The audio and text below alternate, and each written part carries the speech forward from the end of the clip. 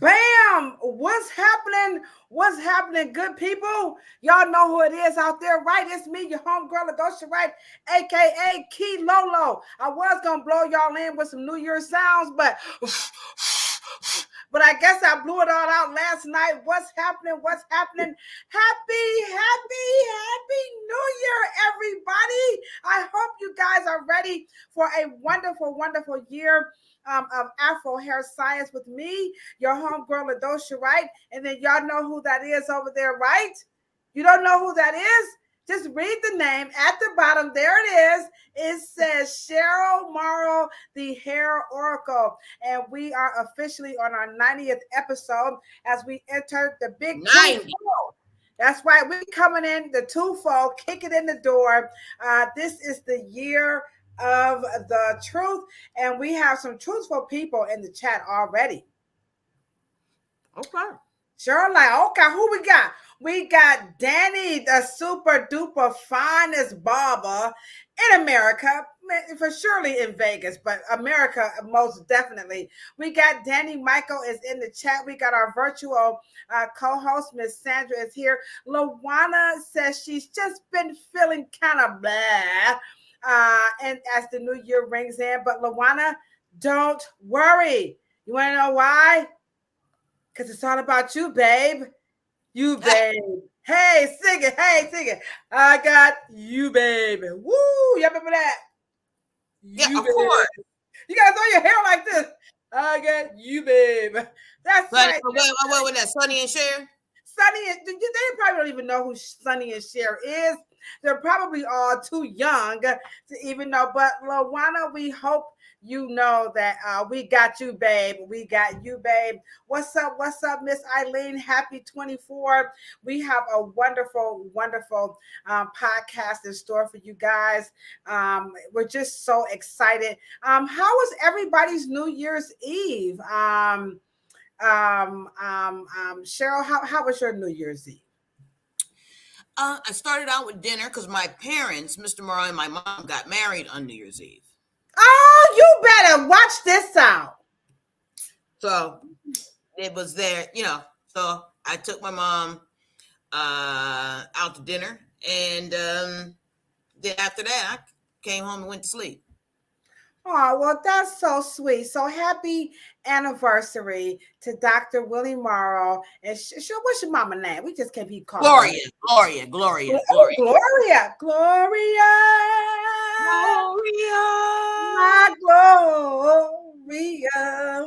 I don't want to be another day.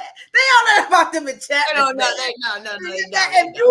If you don't know who the enchantments are, you're on the wrong podcast.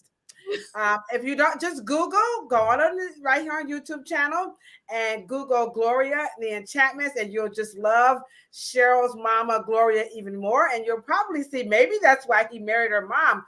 Who knows? But I see you in the chat, Miss Lawana, and let me just tell you, if you really don't forget now, mental health is not a joke. And so there are crisis numbers that you can call, but we are glad that you are here. And so if you can use us to help you move those thoughts to a better space, then stay right here with us. But if you're really not feeling so well, don't forget, please reach out, because that's what it's all about. Okay. And sometimes, you know what? I think it was the Beatles that said, or was it Paul McCartney? We get by with a little help from our friends. So I can't even pretend to act like this. Social media doesn't help me through my mental health. So Lawana, hang right on in here with us. But remember, if at any point you get off this podcast and you go and you call to get some help, because there are people. I'm from the mental health community. This is how I got into hair. So I don't take any comments that a person feels about themselves lightly, but so I just want to let you know that, Lawana, that we are here for you, and just stick around. And I got some bad jokes, and we have a wonderful topic. And Eileen says Cheryl's mother is a beautiful woman. Oh, she fine. I mean, she fine, so fine, slip divine. I like to manipulate your mind. You know what I'm saying? Cheryl mama is fine in real life. Uh-oh. Look who dropped in the chat. my boss. Hey, everybody. Drop the L's. Y'all know what that means. Happy New Year. We spent our New Year's Eve together creating collages for a what do you call those things? Vision board. Vision boards. So I did a vision board last year, and it was off the Richter scale. You might be like, I don't know about vision boards. I'm telling y'all, vision boards, they do work. I don't know how they work, but let me just tell you, they do work. So we have a wonderful podcast that's going to happen today. But let's put on a little bit of Rachel Evans as we wait for a couple more people to come through the chat. So we're just going to play a little bit of Rachel Evans. And again, she's always talking about Sister, Let Me Do Your Hair. This is our official podcast song, and not many podcasts have their own, but we have. We didn't do the free download music though. YouTube be like, y'all videos ain't gonna be shown in every place because y'all don't have the rights. But that's okay because we down with the wonderful Miss Rachel Evans because everything ain't for what everybody. So let's play our homegirl, Miss Rachel Evans, Sister, Let Me Do Your Hair. And this, of course, is dedicated to Miss Luana because we want to make you feel good today. This is a new year. It's a new day. It's a new moment. All you have is right now. So let me and Cheryl virtually do your hair. That's right. That's right. Okay. It's coming. Hold on, Luana. It's coming. There it goes. Let me put it on this way like a little pimple. There you go. There you go. There you go. Here you go, Luana. Happy New Year, everybody. This is America's favorite podcast, The Dumbest Food That People Say About Black Hair. This light is bright.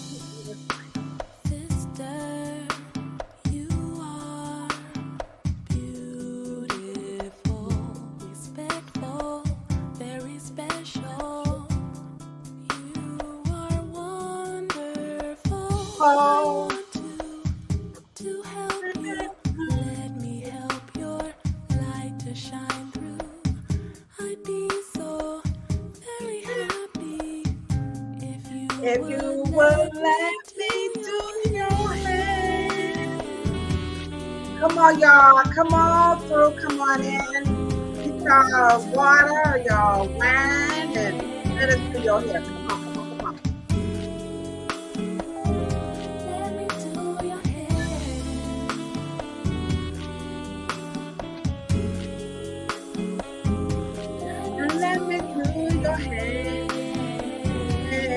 If you won't let us do your hair, then let Nanny cut your hair.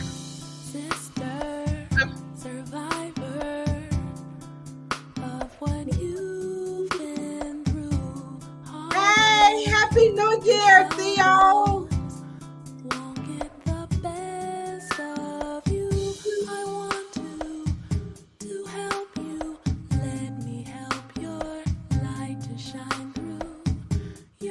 I'll be so very happy if you would let me do your hair. Y'all hear that crackling? And let me do your hair. Woo!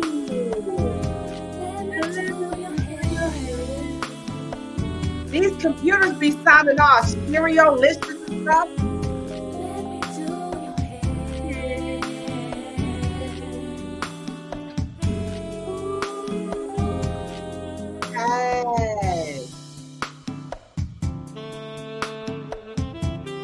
That sexy saxophone sound. All right, guys. Are you guys ready for a wonderful podcast? Are you guys ready for a wonderful podcast?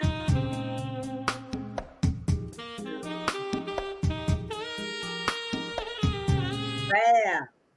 All right, all right, all right. They say we's ready.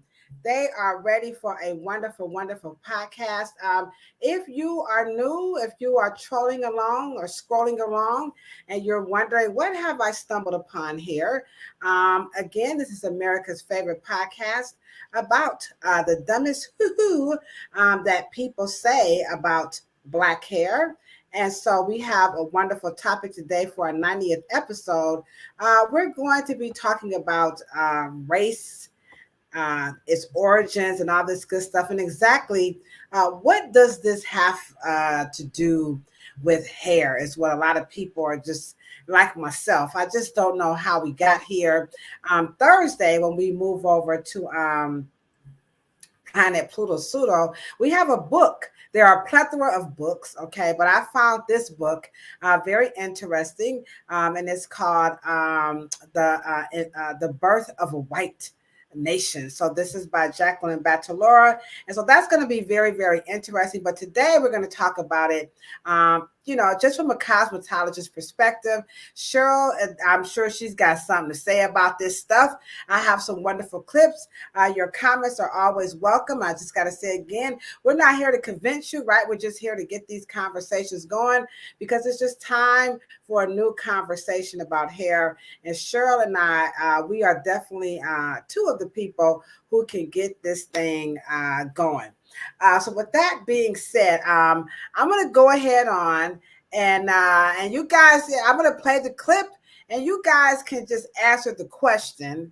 And sure, I'm asking you exactly what is race? Now, I know we have ethnicity and, I forgot the other one, culture or something like that. But we're just trying to figure out what is race, because I can tell you as a cosmetologist, my first lesson in working behind that chair, because I brought up like I'm black, right? Okay, I'm black. But when I became a cosmetologist, a lot of people, black people, what I would consider black people, don't like that word. As a matter of fact, a lot of people don't like that word. And I was shocked. So I quickly deduced that it's best that I not tell people who they are and to let them tell me who they are, regardless of what I think. And so that was my lesson, because this lady, she was sitting in my chair and she looked pretty black to me. Her kid looked pretty black. And her first question is, she does not understand why people keep calling her daughter black when they're from Bulgaria. And I was like, uh-oh. And they barely spoke any English. And so I felt pretty dumb. So that's my story, or my lesson about race. So people don't look the way you might think they are, but that's not how they classify or characterize. I don't even know what word to use. So let me play this clip that defines race, and you guys drop in the chat because you might have your own definition of what the ham sandwich and French toast is race. So here we go. Race refers to categories of people based on shared observable characteristics that are deemed important by society. These might include skin and hair color, facial features, or body shape and size.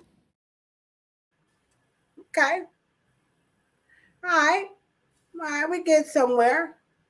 Okay. So that's what they say, characteristics of people, their shape, their size, and all that good stuff. Is that fair to say that that's what race is? Are you asking me? Sorry. Yeah. No, that is I couldn't even sip my water. I thought race was, classifying people according to the color of their skin, their body type, and their hair type. Now, I know that's kind of very elementary, but I'm no anthropologist. I do have some articles here, a article here. But why is that not race? The race that most of us talk about is a modern term, but it's a verb. Race is a verb? Race is a verb. Oh, come on now, Cheryl. Race is a person. It's a noun. It's a prop. No, racist could be prop. No, a person. Remember noun? Anybody rocking with me now? Verb is an action word. Like, I mean, verb, right? You're talking about when race turned into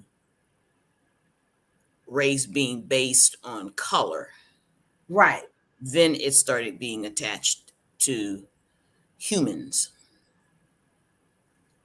But it's not logical as a noun because DNA is not dictated by race. DNA is not dictated by race. Right. Okay. But now race is really now I know some of you guys are like it's a Western thing, but right. It's but when you physically define race in terms of Black, white, Asian, Hispanic, all of those are political terms. Race is a political term. How okay, come on, chat, wake up.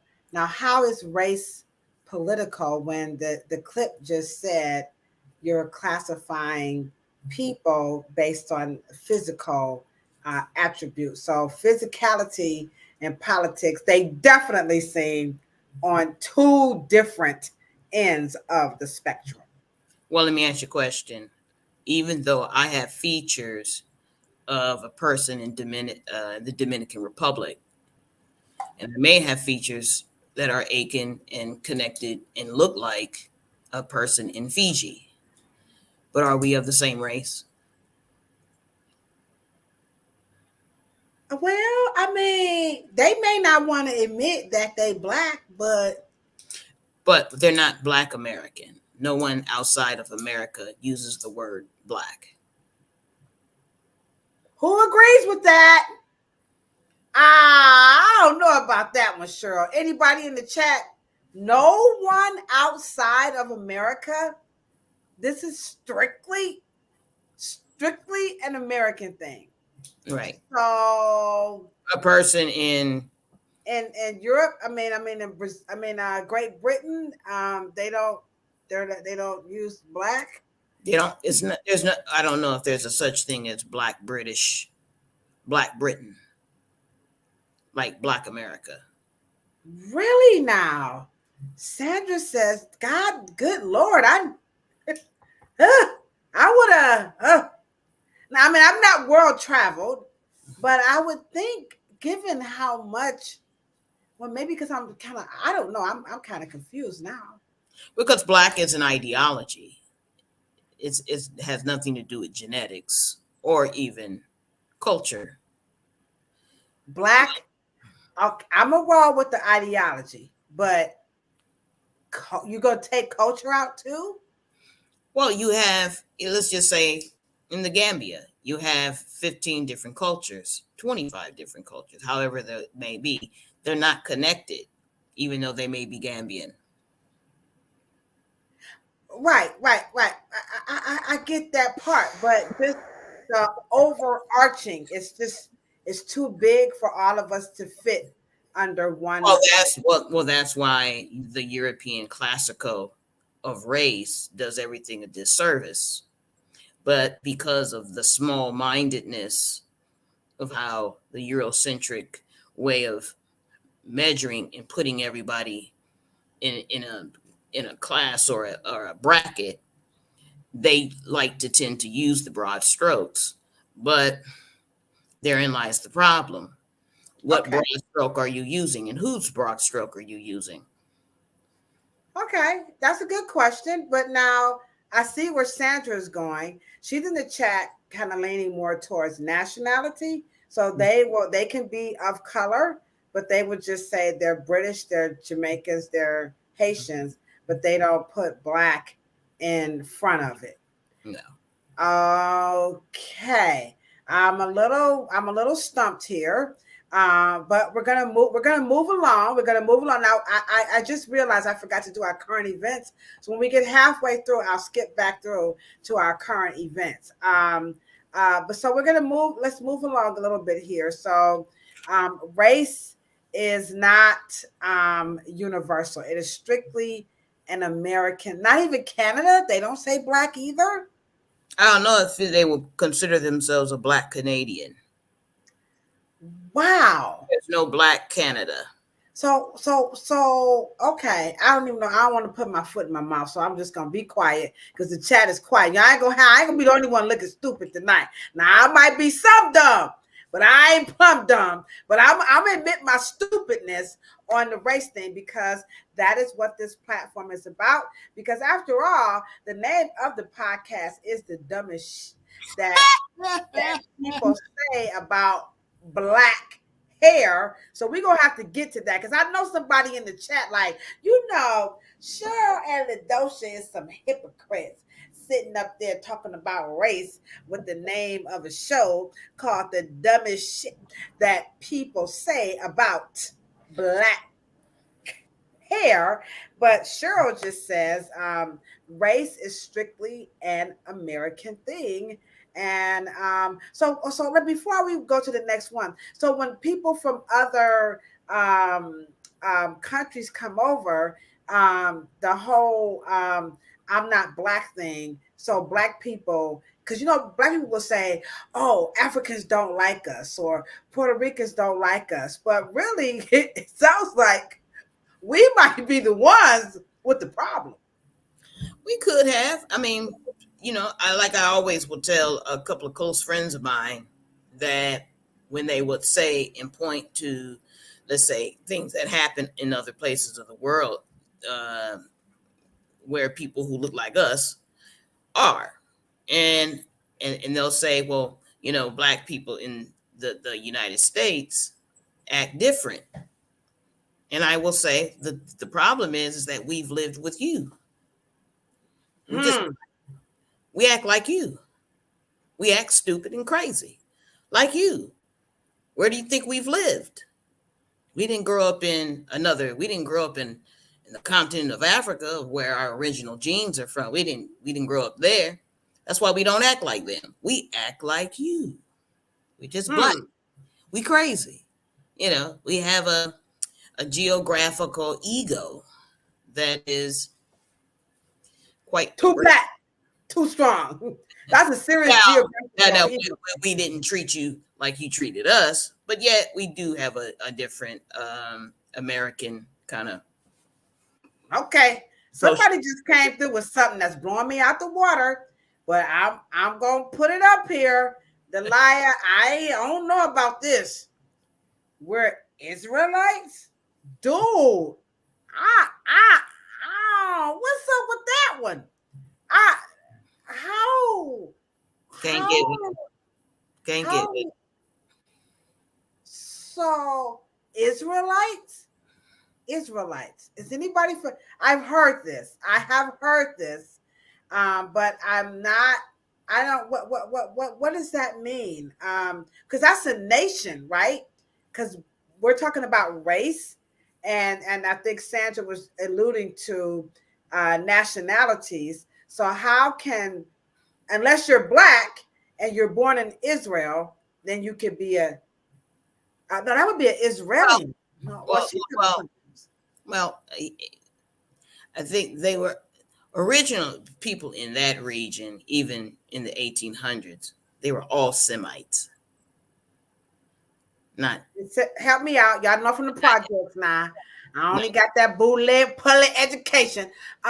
So what I know, I hear anti-Semitic. I hear this stuff, guys, but I ain't about to pretend like, I got too much stuff to be. Well, that's what the word Semites. They're all Semites. They were all from that region. So Semite is the location.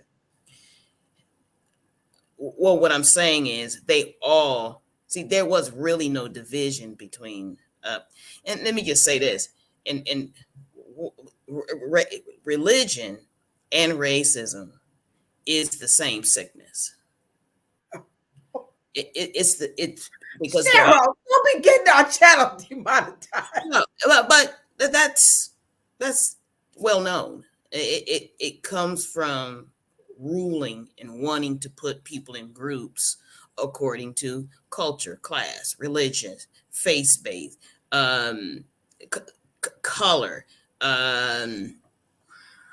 gender. They always wanted to divide so you can control whatever ideology or philosophy you want to, or belief that you want to put and group people in. Okay. These are all political, socio-political control mechanisms that have nothing to do with humanity and have nothing to do with any type of naturalness. It has not. These are. It's peculiar. These are all created by men. Right. It's peculiar the way humans choose to socialize in order to survive. And so is that control is obviously, I don't know how to say it, y'all, but I'm just gonna say it. Is it necessary so that we don't just be out here like a wild banshees? Like we've gotta let a certain group of people think that they are a part of these certain, classifications, so that they won't be acting like not. I don't know that it's working. Yeah, but classification is directly connected to ownership of resources. Yeah. There's no reason. There's no other reason to have it. But some people won't be wild. I mean, don't you guys agree? We need to. I mean, you got to control the humans because they're just. I mean, look at the pandemic. Well. Here we go again. Let's just say Israelites, for just all intents and purposes, for right now. Did they call themselves that, or did other people call them that? Who wanted to control the region that those people are from? Delia, did they call themselves Israelites, or did someone else call them Israelites? I have heard of Hebrew Israelites. I worked with one. Well, here we go again. We don't know where that word comes from. What word? Hebrew. Like people was in a group back then and they said, we Hebrew, right, y'all? Ain't that what they did? Like, like we call ourselves like. Right, but you can only. She said, yes, they did call themselves. They are God's people and they come from Shem. Now, I don't know Shem, but she says, yes, they did call themselves that. Well, here we go again. Oh, it's biblical. Thank you. Well, biblical has nothing to do with Africa. Nothing. Okay, what that means, Cheryl? We gotta get to the next question. What it means is that we are trying to think outside of the ideology of dogma, rhetoric, enslaved, oppressed regimes in books and writings that come out of these things. And when we try to get to the Afro centric or the innate human indigenous and endogenous kind of ways of being as humans, all including the Bible, throw that in there. These things are connected to control. And it's so ironic when you get down to anthropology. There's no Bible inside of the continent. Why would that be? If these people met God first, if they were first, the oldest human beings on the planet. And so when you try to go back You got to trace linguistics, according to one of our greatest scholars, Cheikh Anta Diop and Theophile Obanga. There's nothing to be found there that authenticates a direct voice from what we call God. Wow. God was in that landmass first. It is only in the European that these things come out of. And so you get down to, and of course, and then what do? They take ownership of it. Wow. That's when you start getting into the same men are from the same groups, and they come in racism and genderism and sexism. All of that stuff comes out of that particular era of faith and religion. That's why I say that. Oh, well, okay, but Delilah says, in all honesty, she said Israel used to be a part of Africa, so that gives a little credence to some of what you're saying. But so at the end of the day, this term race is really all about classifying in order to control a group of people. That is, and then I just learned that also that Black is particularly only used in America. And let me drive it home. Even to understand hair texture, what does the human ego have to do? 4A, 4C. Oh. See, it's the classification for us to understand. We have to have a philosophy to understand instead of allowing that thing that we don't understand tell us what it is. Oh, but we still would have to interpret it, though, right, guys? According to your ethos, your natural affinity. But somebody got to do it. It's like, why it got to be you, Doug? Like Dougie first said, somebody got to do it. Sure, somebody got to take that esoteric ooda, and they got to project it out with some type of a language to explain the phenomenon of what we're going through. Right. But as long as we think it's the ooga, therein lies the problem. I fell for that. So since I fell for it, and it was good. It was good old-fashioned stupidism, but this is how we learn. So Sandra says, start the new year off and hit the like button right now, because it's really, really imperative that you guys come on and help us change this narrative as we have a wonderful conversation about race. And Luana, I'm glad you saw Naomi's message, so please make sure you follow through on that.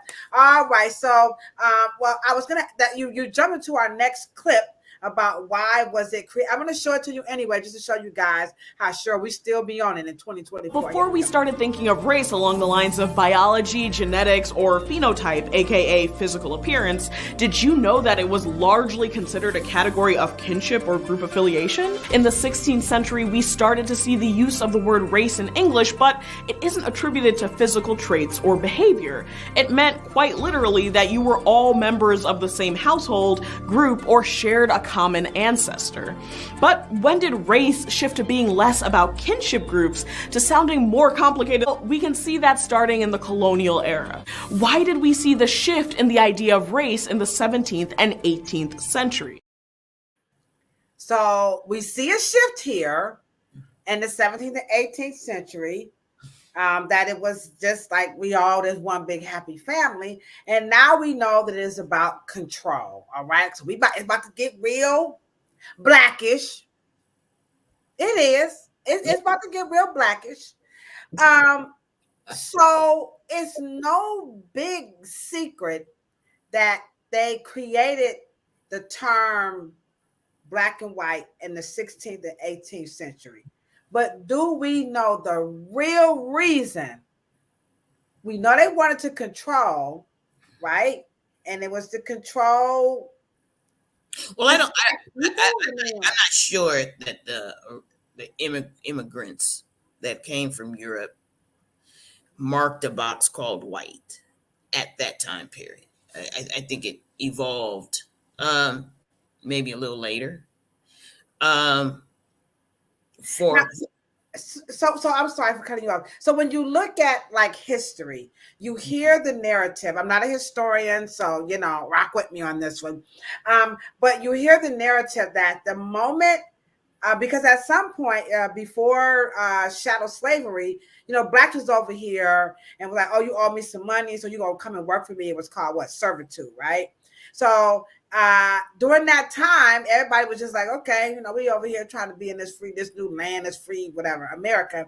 And so they created this thing because they didn't want the blacks and the whites to get together. So that's the one narrative that I heard. They created race because they just didn't want to see the blacks and the poor white people and those, blacks getting together trying to overthrow the aristocracy. Because remember, the France and all of them had these little colonies over here, and they wanted to tax and get their money. They was like, oh shoot, hold on now.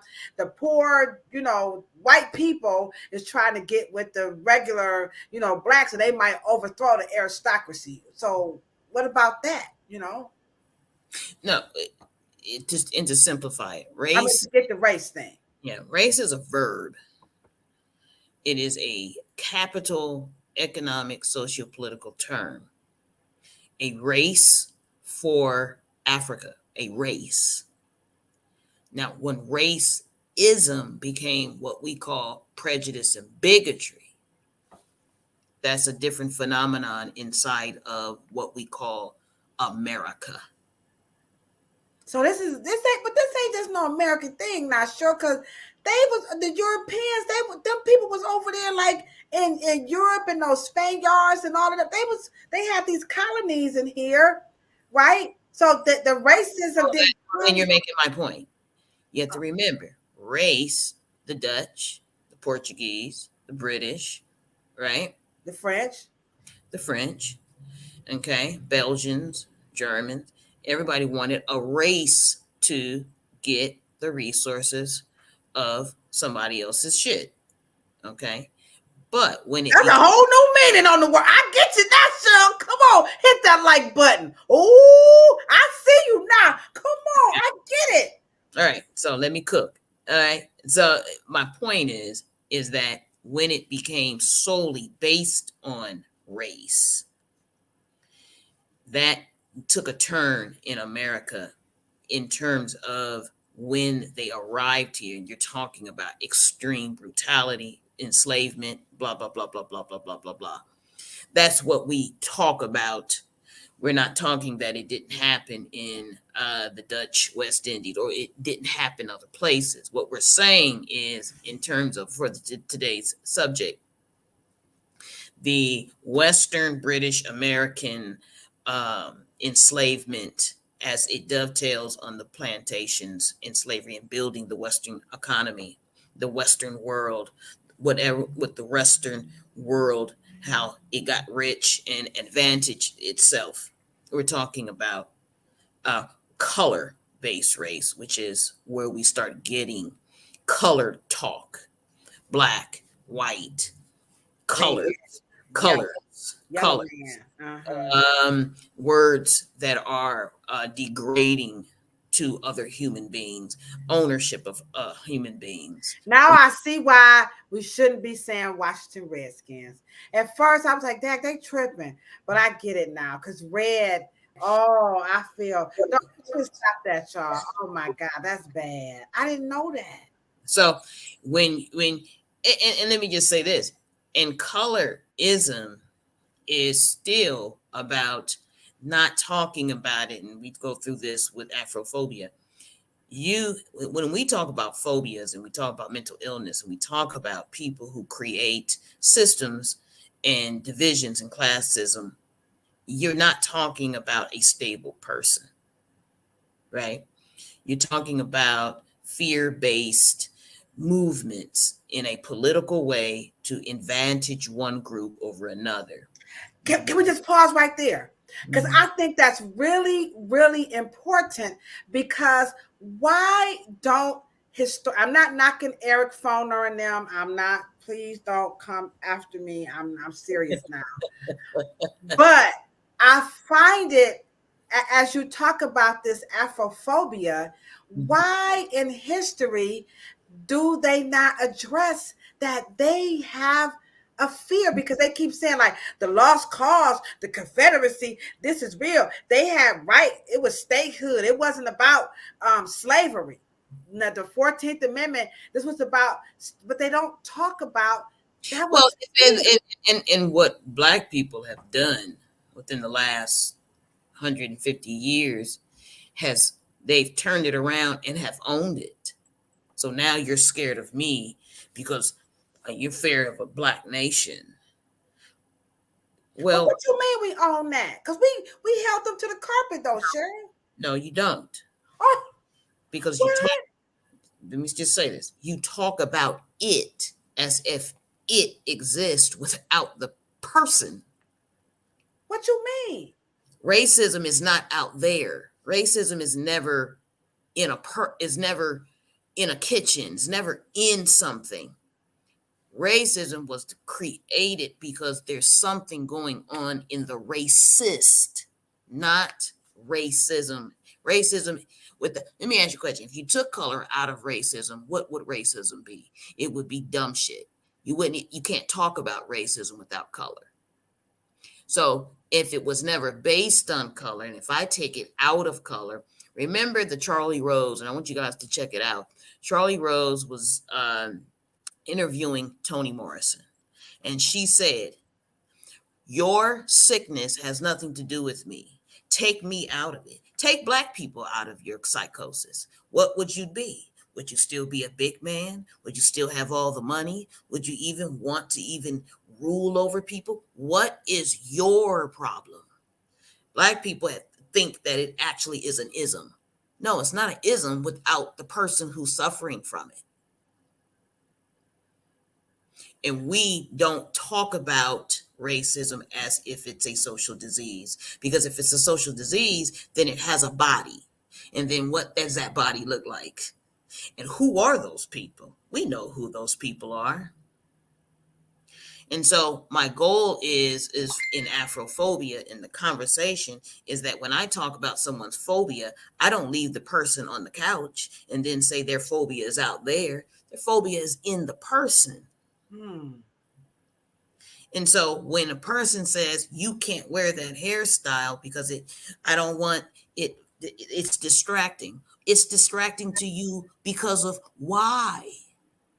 We have to ask questions like, what are you physically going through with your anxiety and all of your mental issues? What is it about what I wear what is in your mind? We have not addressed racism from a global community, as we need to deal with why Europeans have these innate fears of not being comfortable with people who are darker than them. Wow. And you said it's fun. Everybody's like, so you said that their fear is innate? That's Cheryl. That's so powerful. Well, how long have they been doing it?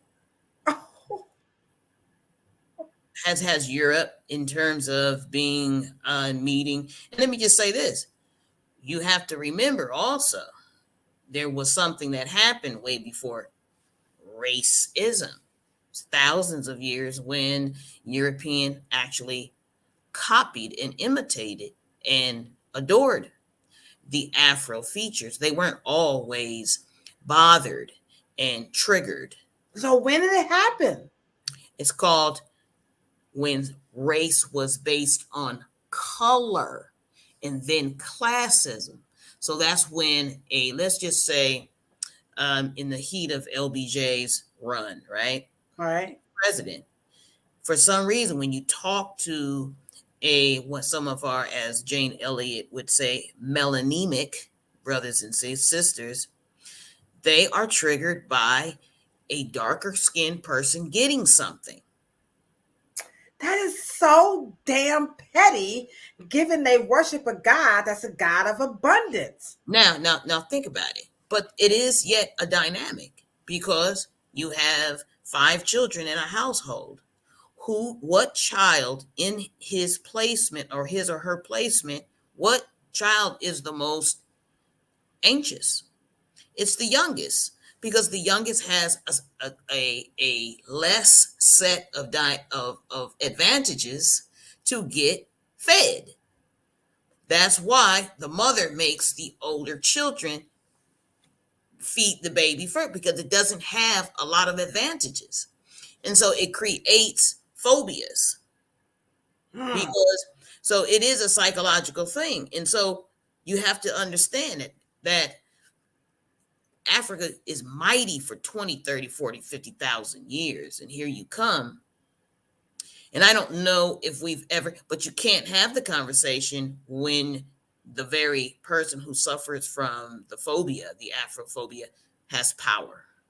Okay, they have power, but they also have esteem. So here is this wonderful collective esteem. Here's an example. Black people have individual esteem, and we don't have collective esteem. We were never allowed to. So very weak mechanism in our in Black culture. So here is a clip about the power of collective esteem. Here we go. So we talk about Caucasian, we talk about Circassian or Circassian, we talk about Georgian, and those terms function almost interchangeably outside of Russia. But in the historical period, that is before the 20th century, before the late 20th century, those people were synonyms of the most beautiful people in the world. I say, hold up, wait a minute. Yeah, that's pretty powerful. Given the backdrop against what you were saying about their phobia, that at some point those words, Caucasian and I forgot the other two words, but that was synonymous for being extremely beautiful. And it just kind of goes to like what your parents would say about by them. But that just goes back to what your parents would tell you about when you think you're just so beautiful. But because really on the other side of that, you really have a lot of insecurity. So as beautiful as they thought they were, look at what they inflicted and depicted and chose to use control to create nations. So that's power. To create power. Mm-hmm. Power. And so here's a young man. Here's the next clip of this young man who lives in Russia. And he says, well, they may consider themselves beautiful at some point, but in modern day times, here is his interpretation of how Russians view Caucasians. I have a great friend named George. He's Caucasian, and he doesn't even like the average Caucasian in Russia. Now, from what I hear from people, is that they're dangerous, they carry knives, they carry guns and all this stuff. And maybe that is, maybe that isn't. But I just want to know the deal, because apparently, from what I hear from a number of Russian people, that Caucasians are disliked more than blacks in Russia. What you talking about, Will? Mm-hmm. Now, excuse my ignorance, but Russians ain't Caucasians? Well, let me just say this. In the racist conversation, if you can just compartmentalize, and I realize there is a lot to compartmentalize, but their geographical area dictates their culture, and culture dictates difference. And just because Russia could be the whole landmass, you have to remember it was once the Soviet Union, which included Georgia, and, you know what I mean? Yeah. Included that. Well, when they broke up, right? And there's no more Soviet Union now. There's Russia, and there's Crimea, and then there's Ukraine, and then there's Georgia. Yeah. They don't see each other as Russian. Well, what the hell he want with him for then? Excuse my country, my ebonics. What the hell he want with him? It's almost. I'm sorry. Let me explain with him. If you're not from the hood, it's with them. But what the hell he want with him then? What he want with him? Right. Well, people from Oakland say they're Oakland. They're not San Franciscans. So the energy of your environment dictates your difference as then you would grow up in a different energy environment.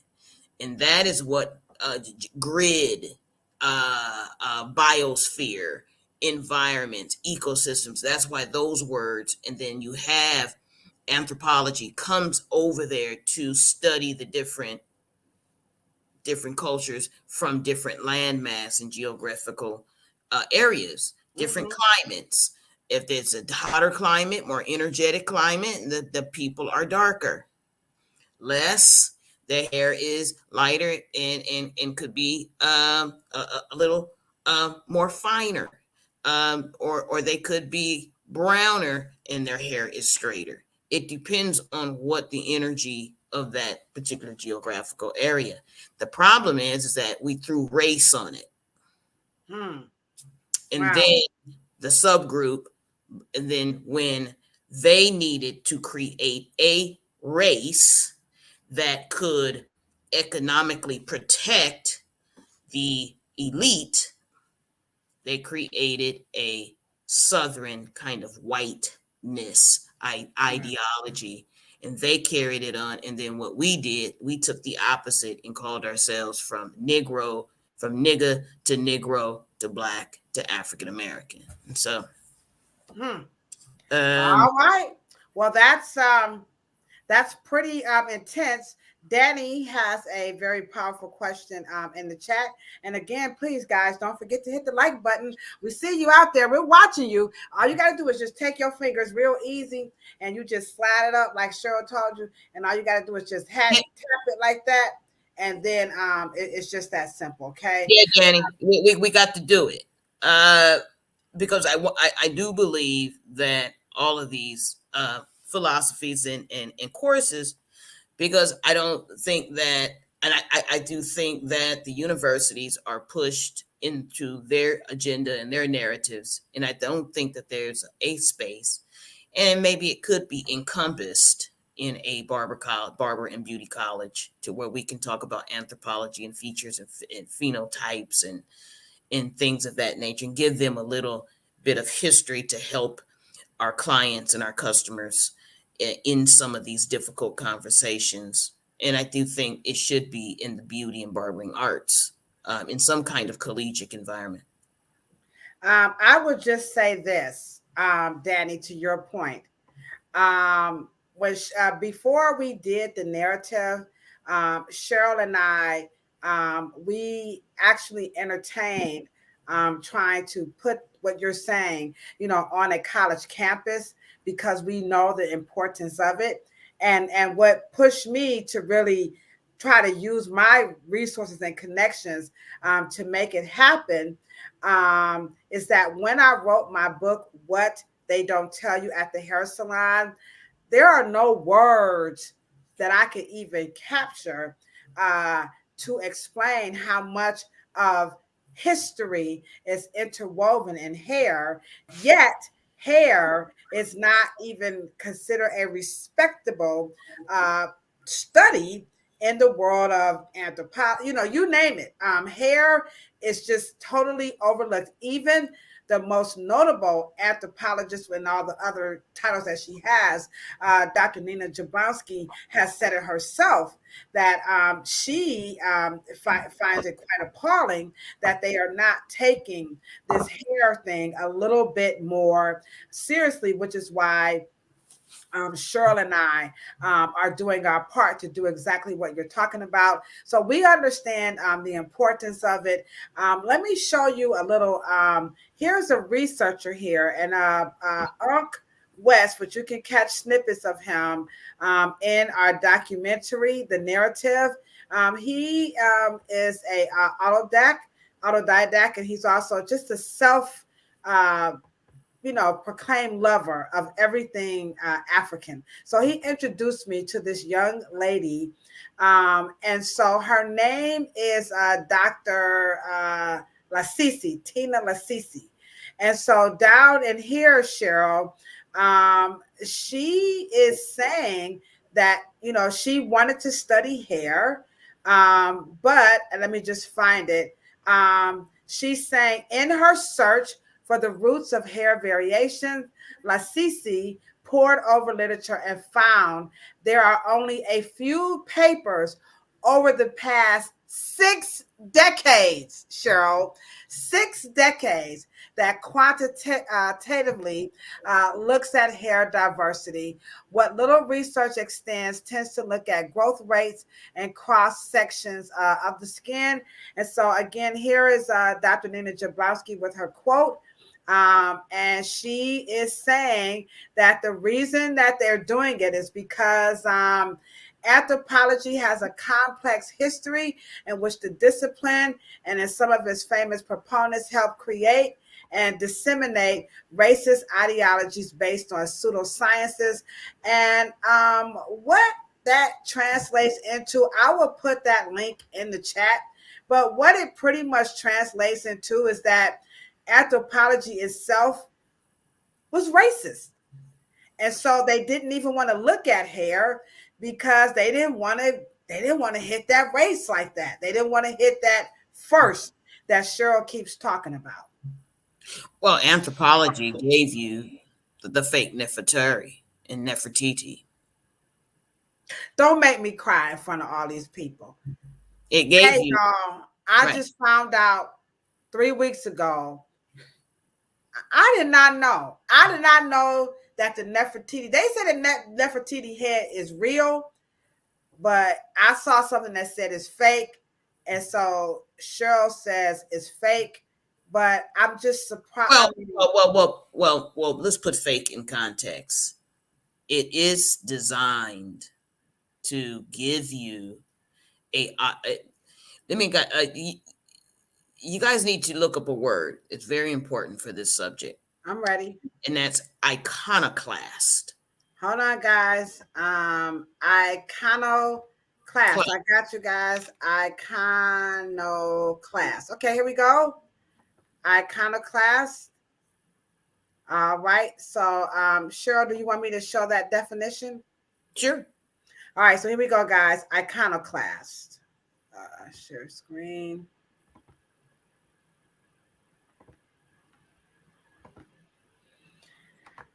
A person who attacks cherished beliefs or institutions. Iconoclast. What's the second one? No. What's the second definition? You read the first top. Oh my gosh. A destroyer of images used in religious worship. So the iconoclast is a era in Europe, let's say mostly designed. So when you pillage a country, one of the first things you have to do is to destroy their icon, their iconography. Let's say like the Black Madonna. Make sure that you do like Georgians or Russians. Make them porcelain, make them Caucasian. And the iconoclast era, usually one of the jobs of the Knights Templar or the conquistadors was to iconoclast, to change the images of revered symbolism, African talisman, sources of symbolism that gave us our sense of collective identity and collective self-esteem, to change the image. And so iconoclast is not, you just didn't have racism and then everything began. You had a unfolding of hundreds of years during. So is iconoclast synonymous with Renaissance? It's the Renaissance happens afterwards, that everyone believes Oh my in God. the whole new way.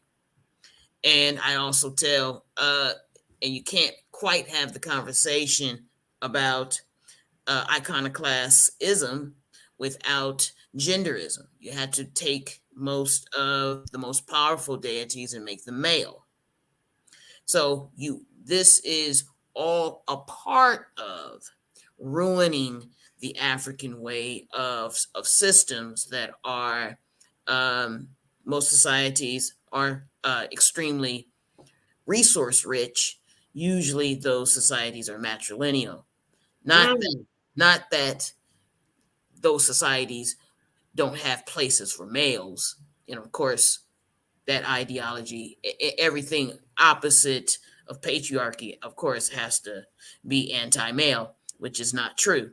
But the point of the matter is that when racism is kind of like the cherry on a lot of other underbelly of things that happen in iconoclast. When you go in and you erase Mami Wata, or the African ideology of the mother goddess, well, that turns into a Greek, turns into a Roman, and then he turns into a Christian, and then it into something else, and then something else, and then something else. And then you think that the something else is the original, and then you get shocked.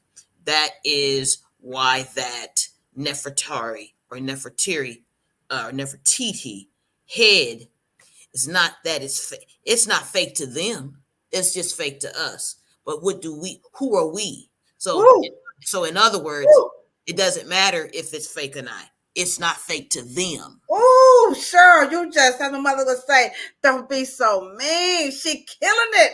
Y'all come on and hit that heart button. These are very, very difficult conversations to have, especially in the backdrop of CRT, cancel culture. These are the types of truth. And this is why 2024 is the year of the truth. We have to, guys, because it's killing people, and people are dying without a knowing. And it just don't have to be this way, y'all. And not only are they killing people and people are dying without a knowing, you're having industries such as the hair industries, the black hair care industry in particular, it's an assassination that's taking place. And so we see what happens when you have all of this iconoclasm, revisionism. Then you have what's the other one I just said? Renaissance. So here's a young guy. I follow their channel. They're called the Side Guys. So he's talking about his struggle with this whole race thing in modern day. Now we're moving forward. So here's some of the results. I'm too pale, and like I don't have enough. I mean, I've got black facial features, but my skin is different calibration, isn't it? Exactly. Yeah. Right. So, I mean, my point here is to just give you the idea that you think that race is consistent. You think that everyone in the world thinks of race the same way that you do, or the way that your country does. That is not the case. I have experienced that firsthand. Being mixed race has given me an insight into how just inconsistent race is. And I've been called... What you talking about, Will? And that's to your point. And when I saw that, I was like, wow, as Cheryl was just saying that, but I didn't interpret that as Americans are the only people who use this black thing. But he, as a person, again, from the beginning of the podcast, how does he want to identify himself? And he's saying that other people in modern, he can feel that control that Cheryl is talking about as a person of what we call mixed, ethnicity, that he's just, and you can see it like in his, the way he's touching his face and his hair, like he's just sick of this shit. And so and we have to think about that. This is very emotionally troubling for people who don't fit directly into a box, especially when you're on that lookership, as they say over on the pseudo killers. You look at Cheryl and you just say, oh, she's a Dominican. Mm-hmm. You know, Right. or When I'm in New York, they speak Spanish to me. yeah. Right. My son, they when we go out, they never think, you know, he's African American, and they speak every language, and he's looking, and I'm looking, and I'm like, man, can't y'all tell that's a nigga? You know, I'm from the hood. That's how we talk, you know. And they're like, yeah. And my kids are like, oh, mother, you know. But it just it doesn't come across like that to people from other countries, and this is why we're having this is a truthful conversation. But we'll move it right over to hair, and as we wrap it up, here's our last clip of what this young lady on a TED Talk had to say about her hair, and we're going to talk about race and hair. I was told that my hair was weird. I was told it was strange, that it didn't look the way it was supposed to, because there was another girl who identified as Black and Puerto Rican, and her hair looked very different from mine. Hers was infinite. What you talking about, Willie? So now we're getting to race. Oh, I'm sorry. No, it's just so unfortunate. Yeah, so now we're getting to race and hair. So how is hair coupled with race? How does classifying hair with race give people control and power? Since that's you have taught us that this is truly what this word is. It's definitely a verb that moved into a noun. We have to change the narrative, guys. We can do that now. Don't forget to hit that heart button, or Sandra gonna kick y'all butts. No, I'm just kidding. But how is this word associated with classification of people that's going to give another group of people power? Right. Behind the word race and why it's so debilitating is that once your race is classified, right, and the energy behind all of this is movements, or another word called access, right? And the reason why the elites and aristocrats created what we call codes is to restrict your movements, because they have to have advantages. What do you mean by restrict our movement? So how can you restrict somebody's movement? Like, what is that mean? Because if I can prevent you going in and buying a fur coat as a domestic, then when I'm an aristocrat and an elite and I wear a fur coat, it doesn't mean anything. Girl, you better shut the front door. Right. So we created codes for you to stay in your place. Right. So class is a placement that doesn't allow movements. So they created codes. If you're a domestic, you have to dress like this. One of my favorite stories about one of the greatest jurists we've ever had in this country is Attorney Alton Maddox. He went to law school, and one of his law associates, fellow students, his father was extremely racist, right? Right. And he said to him, as a dark-skinned, brilliant, up-and-coming law student, he said, I will pay your whole first salary when you graduate if you take that suit off. Because he wore a suit every day to school. Oh my word! That offended him. His apparel, his features, his persona, his image, his garb, his wardrobe. Oh, wait. So is this why some people are off-putting to people who dress a certain way? Because I can't tell. I'm not trying to be funny, but as a cosmetologist, people are always like, why are you so dressed up? But I'm like, I do work in the beauty industry. I'm supposed to be Beautiful, and I want to be beautiful, but Well, here we go. Law, suit. You wear a suit when you're a lawyer. When that is why, as a doctor, you wear a white coat. We already know how coveted the white coat is. Makes you look smart. So dress in America, because it's so based on, I know it's shallow, but it's based on placement in class and access. So you may have the American dream, but your pursuits is limited. It has an obstacle course. It has impediments. So and that's why they have codes. And so if they want everybody to be classified the same, you have a uniform. Wow, this is much. Right quick in the chat, a couple of shout outs. What's up to my boss? Don't forget to drop them L's in the chat. Our virtual co-host Sandra's in the chat. Esther, you killing the game out here. She says the king didn't even let people hunt deer in England. And then she says same principles. Lawana, we see you rocking it out. Lawana has a question. We're going to get to that when we come back after these shout outs. We got Dewey. We got my homeboy Danny is still rocking in the chat. We have Sister Naomi. We got Theo. We got Armandia. So everybody, we appreciate you guys so much for rocking it out with us right here. We got Delia. Welcome, welcome, welcome.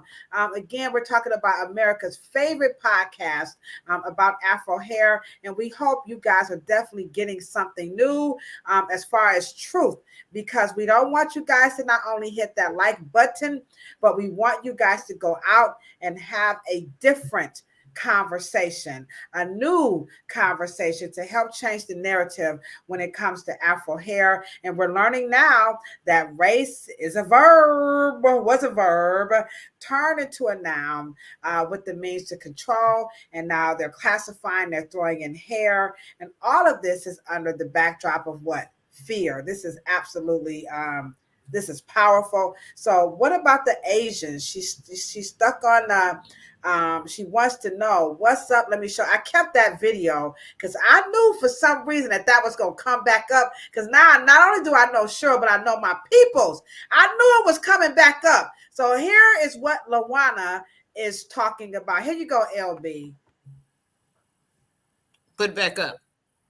Oh, sorry. So here it is. This is a perm, by the way. That's in Los Angeles. Holy smokes and gee whiz. So she wants to know, what up with that, Cheryl? Is that is it racist for her to ask that question, or no? Okay, all right.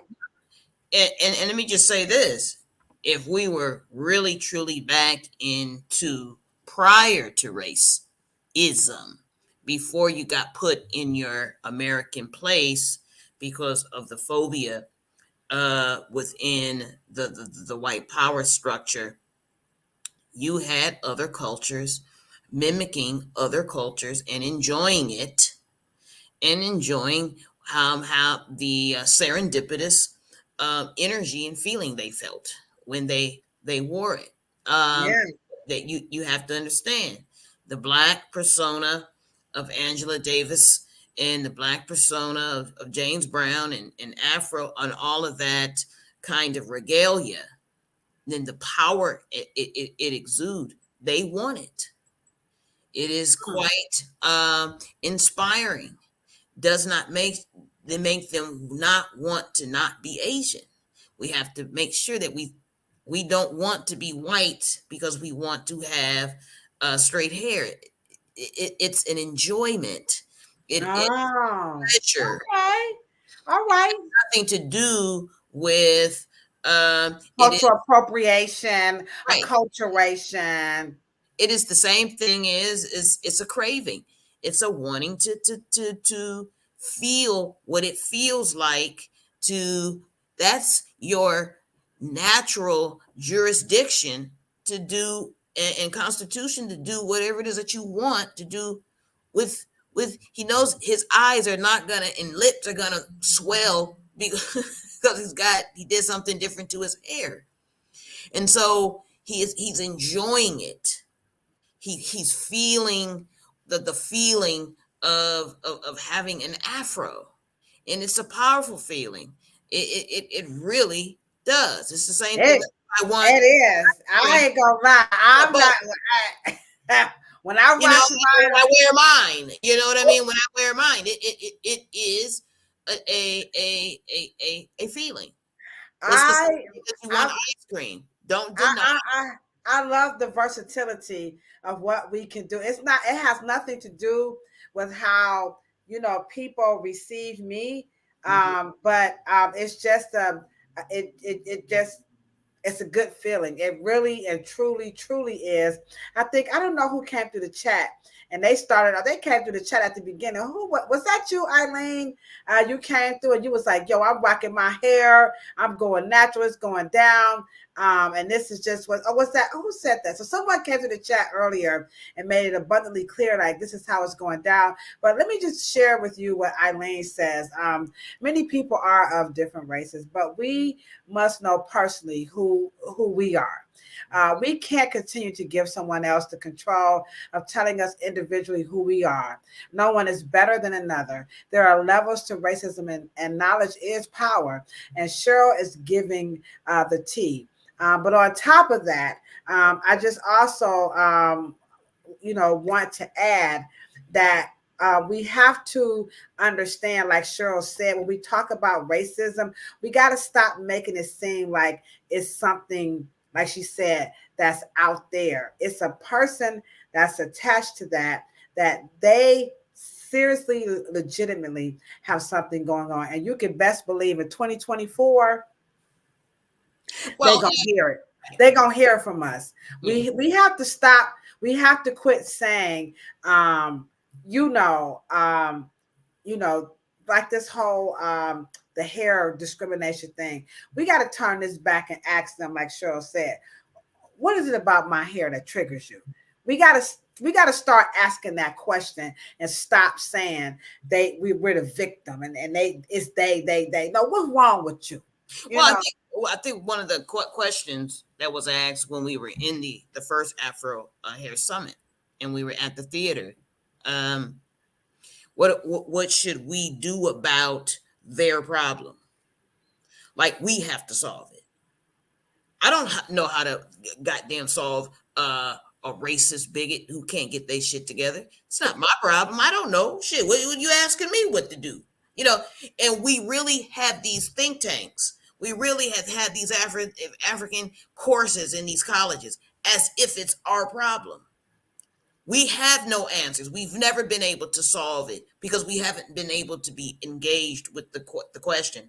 The issue is that when I say about uniform, one form makes everybody look the same, which nobody gets triggered, no one gets jealous, no one gets envious. You came to school with that and blah, blah, blah. But the moment it supersedes into a human bodily feature, such as hair, what they're saying to you, the way you are expressing yourself through that hair, we want to constrict it under the guise of a legal dress code. There we go with these codes. Y'all know them black codes. It is about movements. It's about access. In other words, your pursuit of liberty and justice in the American dream in this country, in the pursuit of happiness, is but it's going to be circuitous for you. It's going to be difficult for you. It's going to be encumbered. It's going to be tethered with a bunch of impediments because you still, in their mind, they have, backed by the Supreme Court, backed by the appellate courts, backed by, that hair discrimination is one thing. It's over there, right? And then dress codes is over here. And unfortunately, the highest court in the land, SCOTUS, has protected dress codes. And until we address that, their inner phobias will be able to exist. Yeah, that's it. There you have it. You've got the Huggy Lowdown on race. There's plenty of information out here. Esther says that there is a actual something on YouTube if you want to know more about the Nefertiti. I read mine in an article. So, but she says if you kind of scroll through YouTube, if you want to know more about that narrative, that bust is not the real depiction, but like Cheryl said, that's their truth. We're going to say highly not likely, okay? Also, I did want to point out that the young lady in the video, I got to give her her props because she's dynamic. She's world-renowned. And this is this young lady here. Let me show it again right now. So we talk about Caucasian, we talk about Circassian or Circassian, we talk about Georgian, and those terms function almost interchangeably outside of Russia. But in the historical period, that is before the 20th century, before the late 20th century, those people were synonyms of the most beautiful people in the world. I said, hold up, wait a minute. And so her name is Nell, Nell Painter, and she's the professor emeritus over at Princeton. She's an American historian. When you watch that, I'll just drop that. I'll drop that in the link after. Yeah, it's a lot. She has a lot of videos. Oh my gosh. No, I'm telling y'all, when we bring the truth on here, we're not coming with no cockamamie stuff. So this woman right here, she goes on to talk about this research that because she was doing the drawing. You know how they had that drawing of that naked lady that would, you know, how you start to draw the human body. This woman, Nell Painter, she did research on where did that body come from. I don't want to be a buzzkill, but dude, you must go and Google what this woman has done to find out where that body came from. And it will blow your mind and it will validate every single thing that you just heard right here on the dumbest shit that people say about black hair. So with that being said, as we wrap it up, we got about 5 more minutes, Cheryl. So what the hell is black hair? Because I know they like, y'all didn't get, I didn't forget. Well, why we say, if all of this stuff is a construct, and Ladosha and highlighted nail painter and all this other, you know, the reconstruction and iconoclasm and all that, why we say black hair when there ain't no such thing as Black hair is actually a codified word that I don't think black people take much consideration. But if you have, with all of the very deep self-hatred within Europe and Europe brought west, and even in Afrophobia, we have to admit that we have Europe has a what they call curl phobia. Curl phobia created what we call frizz. Curl is unruly. Curl is difficult. Anything that bends, anything woolly, untamable. Difficult, a source of shame. I mean, all of that is, don't have a curl world. Like curls already makes certain groups of people really have different body chemistry. They get, when they, like a white hairstylist, when they see a little more bend or a little more curl, it is something to conquer. They have to do something with it. They don't have some natural gravitate. Oh my God, natural interest, or oh my God, it's gorgeous, or it's beautiful. It is ingrained in certain ideologies. When you have a bend, a wave, a kink, a curl, a coil, and it comes with Afrophobia. It's something of a phenomenon. Because it hasn't done anything to you to give you this sense of nervousness. I'm sorry, to your point, look what she said. She has a supervisor that calls her lamb chop ever since she's gone natural. Lord of mercy. Mm-hmm. Lord of And mercy. that is a coping mechanism, Lawana. That's not, she's coping with her own inner disturbance of what curls mean to her. Now, there's a deeper backstory that we don't have time to get into, and I explained it in Afrophobia through a book I'm going to release this year called Afrophilia, which is the antidote for Afrophobia. And for us to understand it, that we don't have, first of all, we don't have, and we shouldn't have, it's beneath us to approach our Blackness through the lens of races. So when we say black hair, is that racist? When we call, like, this channel is called the dumbest shit that people say about black hair, is that the... Well, that is our way of talking to each other and saying that we only deal with curly hair in our industry. The black hair care industry is a curly place. And that's a place where we are braiding it, we're cutting it, we are coiffing it, we are twisting it, we are relaxing it, we are curling it up, we are, we doing all kind of things. But that was our safe space. The white beauty industry is a straight hair beauty industry. So we needed to create, in black, it was the only word that we used because we were black, right? And so now, is black appropriate today? That's our legacy.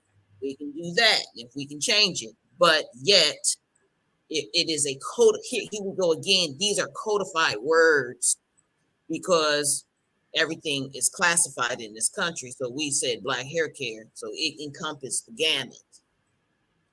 Beauty world, the white beauty world does not encompass the gamut. Now, but like Miss Painter said, you have to pay attention to time periods, because at the beginning of the 19th century, at the end of the 19th century, in the 20th century, white women did not want to wear their hair straight down. They wanted to coif and curl and finger wave and pin curl and curls and body and S patterns. They wanted to have manes and gorgeous hair. The thicker, the curlier, the better. But then once you get into another trend, you start getting into the hippies. Black people said, screw it. We're going to go Afro. Then white people went the opposite and got their freak flag on and said, shit, forget it. We just going to be our natural selves. And they were flower power, man. They were hippies. They didn't roll their hair. They didn't coif it. They didn't go to permanent wave. They didn't go to get the box perms. They didn't go do their stuff. Now they were just going to part it down the middle, just like Gloria Steinem, and they were just going to wear it flat. And, hey, this is what I am. That's so the freedom of the Afro movement made white folks be free, too, to be straight. Wow. It's funny because as you read American history, you will discover that Black folk, we've done so much to allow other people to be free, from education, all the way to hair and everything in between. We've done a lot of wonderful things here. This is our 90th episode here. And as we wrap out, we did have 3 interesting current events, and I'll just highlight them right quick. So number 1, we find it ironic that this is the face of the keratin. Hey, I'm just telling the truth, according to proof. They switched it, y'all. They switched it. That's the face of the keratin blowout formaldehyde-based relaxer. Now they know this stuff is causing cancer, and now they just all of a sudden Black women are the face of care. We cannot make this shit up. I mean, what's wrong with them? I gotta say it again. What's wrong with them? Wait. And wait a minute. Black women mad at their own people for not having a formaldehyde base with sodium hydroxide base, and they mad at us. Right. But we're gonna get our blessing, and y'all just make noise. We're gonna get our 60K and a mule, because y'all with that sodium hydroxide again. Sodium hydroxide has nothing to do with relaxer. Even if the FDA bans formaldehyde, I what they say, I bet you $10 and a bucket of boogers they ain't gonna F with that sodium hydroxide. And you can mark my word on that one. I'm just gonna put my glasses back on. They gonna do something about it, but they're not gonna mess with that sodium hydroxide. I highly doubt it, but if I'm wrong, it's all good. It's all good. Also, here we also want to say, dermatologists, what they want you to know about using rice water on your hair is something that you heard right here on the dumbest ish that people say about Black hair, and that is, stop putting that shit in your heads. They said it's food and nothing in that. I'll drop that article. I'll drop nail painters lecture in the chat. So they said, no, dog, y'all cut this out. That's a cultural practice. And it probably had more to do with, they just didn't have, they just was repurposing water. But they think the diet had more to do with I don't know what they were called, the Yawans women or something like that. So stop using rice water on your head. We told you guys, please do not put food on your hair. We beg you guys to not do it. And then last but not least, if you guys are not aware, Miss Betty Ann Gardner, the co-founder of Soft Sheen, pioneering Black hair company, she is now an ancestor. And this is more the reason, if you don't, I don't know what Soft Sheen cars. Oh, yes, you do. Carefree Curl, Wave, Nouveau. So Soft Sheen Carson has been a state. I know in my household, we have plenty of Soft Sheen Carson products. And this is why Cheryl and I were saying, we can't let these people say that this woman created a product knowingly, or whatever you want to say, that it gives people cancer. Had you met Miss Gardner in your lifetime, Cheryl? Absolutely. Okay. Part of my childhood. I was a lot younger. Yes. When and because their children are older than me, so Terry and the brother, and they were my brother's age, not mine. Yeah. I think I'm pulling. I think I could be one of the youngest out of all of them. They're in their 60s. Yeah. Okay. 60s. Yeah. All right. So there is in her hometown on the news channel, there is they are paying much respect to her. In Chicago, right? That's in Chicago. I'm not quite sure. Don't quote me on that, but I'll drop her link too. I did see it. So again, rest in power, Miss Betty Ann Gardner. Cheryl, Morrow, and I, we plan to do you and your legacy very well. We will not allow people who don't know the wonderful work that you and your family have done. We won't allow them to take it away under the false claim that what you've created has given hundreds and thousands of African American and women across the globe cancer. So you can count on us, Betty Ann Gardner and the Gardner family, Cheryl Morrow, and the family over here and the Afro Hair Science. We say rest in power. We have much respect for Miss Betty Ann Gardner. All right, so we'll be back next week, and we're going to be talking about race used in branding. We got to go there because of all this stuff we just said about race. Now you want to know, well, why y'all got Black hair care products? Why y'all paying homage to Miss Betty Ann Gardner for her Black hair care products. What's the future of y'all Black people or y'all Asian? You know, I don't know if they have do they have products that says Asian hair? I'm gonna look into that. I don't know if do they have Puerto Rican shampoo? Do they have Puerto Rican shampoo? I'm just wondering. Or what about Puerto Rican toothpaste? You know, we got. Well, you got to remember, and we'll just talk about that on Planet Pluto Pseudo. Well, you know, they say they think our hair is a little, you know, different. So we gonna talk about this.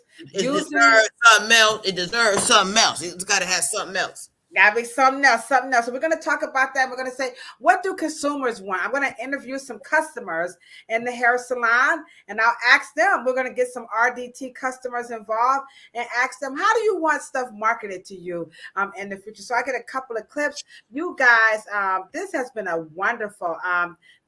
Everybody is loving you, Cheryl.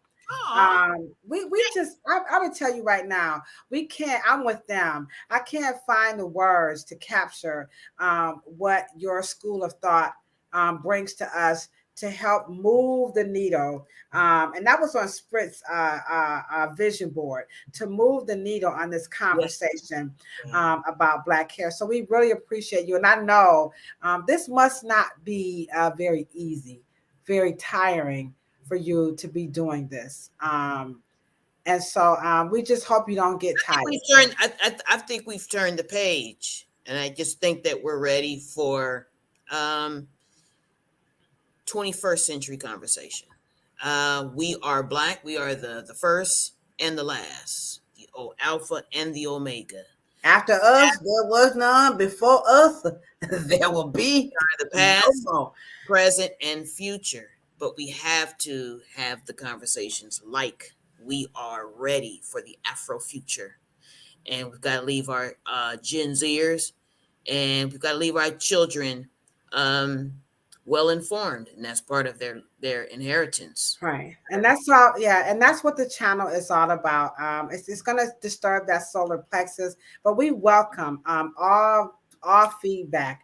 That's why we say bring it so we can get this stuff out and get this stuff resolved. Lawana, we hope that you feel better. You have been the focal point of why we do what we do, because we know that people are important. And I think, what's her name? Let me go back. Let me get her name, because she did it. She said it so well. Was that Miss Eileen?